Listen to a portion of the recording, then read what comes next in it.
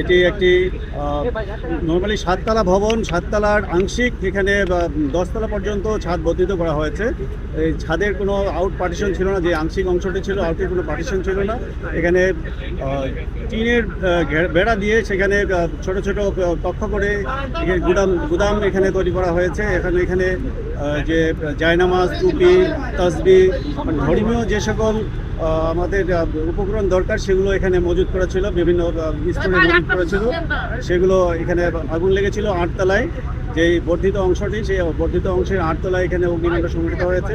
তাৎক্ষণিকভাবে 5টা 28 মিনিটের দিকে আমাদের সিদ্দিক বাজার ফায়ার স্টেশন সংবাদ পেয়ে এখানে দ্রুত রেসপন্স করে এবং পরবর্তীতে সদরঘাটের 2টি ইউনিট এবং সিদ্দিক বাজারের 8টি ইউনিট সহ 10টি ইউনিট এখানে কাজ করে এখানে জিটিএল এসছে, এখানে এটি ঢাকা এখানে ফায়ার রেসপন্স করেছে, জন প্রধান রেসপন্স করেছে।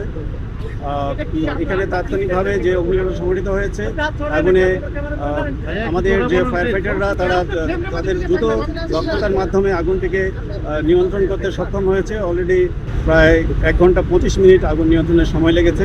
আপনারা দেখেছেন যে মার্কেটের ভিতরে ঢুকতে আমাদের কিছুটা বেগ পেতে হয়েছিল, যেহেতু ছাদের টপে আগুন ছিল। আগুন নিয়ন্ত্রণে একটু সময় লেগেছে। আল্লাহর অশেষ রহমত, আগুনের সম্পূর্ণ নিয়ন্ত্রণ আছে এবং এটা ড্যাম্পিং করতে, যেহেতু এটা গুদাম, এখানে কিছু মালামাল রয়েছে, জায়নামাজ, অন্যান্য মালামাল, এগুলো ড্যাম্পিং করতে কিছুটা সময় লাগে।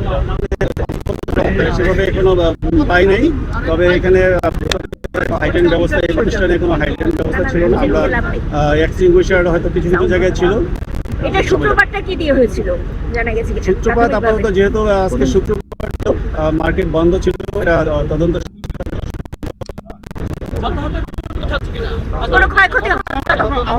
না, কোনো হতাহতের খবর নেই। এটা এই মুহূর্তে বলতে পারছি না, তবে ছোটোখাটো আগুন তো সবসময় বিভিন্ন জায়গায় লেগে থাকে। এ ধরনের বড় কোনো অগ্নি দুর্ঘটনা ঘটে নেই, কিংবা